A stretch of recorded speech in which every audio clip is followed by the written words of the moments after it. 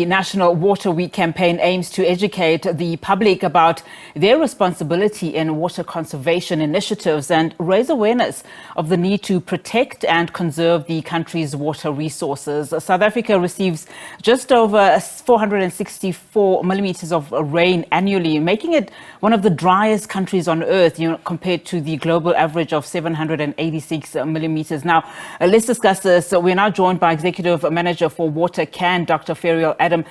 Dr. Adam, parts of Gauteng were without water for weeks, and some areas are still without water. And in the recent past, we've seen two major South African cities coming close to day zero.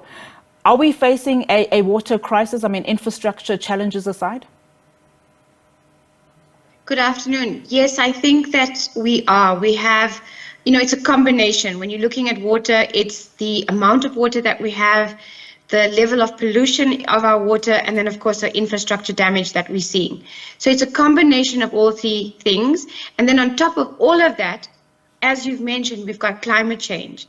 And that is going to create even more kind of issues, whether it's droughts or floods, but it's definitely going to affect our water availability. Now, before we, go into the impact of climate change, I want to go back to what are some of the, we're faced with so many challenges, particularly in, this country. What are some of the things that, political will, leadership, that we can do to start seeing and making the small changes that are so drastically needed?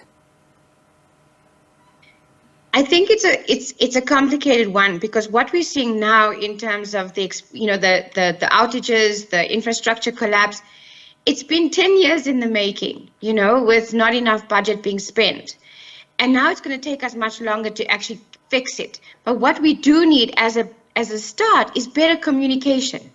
People do need to know what exactly is going on with our water systems. And I don't think our politicians are being open enough and transparent enough with the information that they have. A simple thing, do we know the quality of our water in our taps? No, we don't. But the reality is that almost 46% of our drinking water systems are compromised because of microbiological standards. Municipalities are supposed to raise the red flag when that happens, and they're not doing it. And just looking at the water quality that we're talking about, we've come from a position in this country where our water was the safest, to drink. And it is, of course, concerning that we have now, not in that position to speak about our water systems in effect. How concerned are you about that particular fact? I think that if we look at the last 10 years and the rate of deterioration, if we continue on this trajectory, then yes, it's very concerning. But I think that there are pockets of little bits of that things can be better and we can turn it around. But we, as you rightfully said, Unati, we need the political will to do that.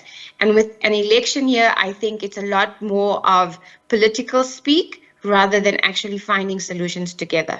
And just going back to, the impact of climate change and how it is exacerbating the water scarcity in that country. Just talk to us about, what are we looking there in as far as climate change is concerned?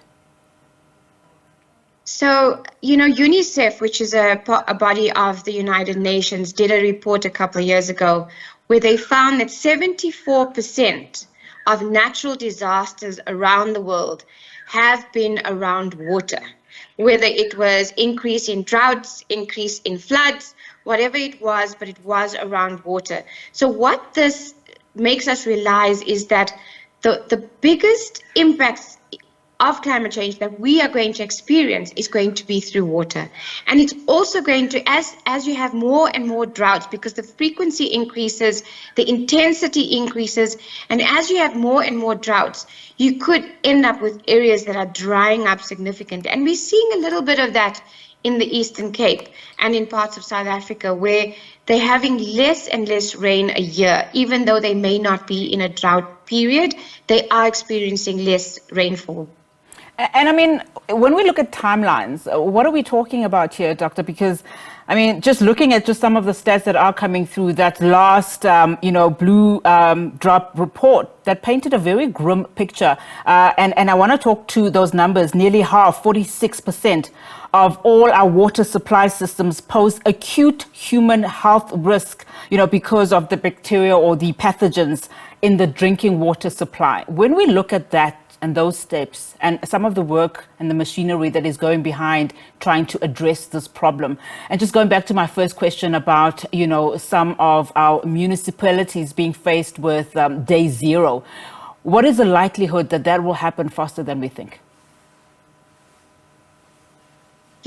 As I said, some of the issues that we're facing is a man-made issue. So when we're looking at the quality of our water, it's because a lot of our wastewater treatment works are not working well. At least, almost 70% of them are in a dire state, and they're spewing out sewage into our rivers and streams. And if that continues, then it becomes harder and more expensive to actually clean the water for drinking purposes. So that's the thing, is if we fix that, we can avert that day zero in terms of the quality.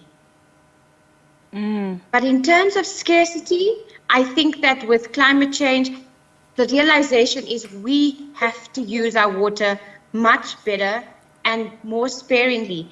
The fact that we're using clean drinking water to water our gardens and fill our pools should not be the case.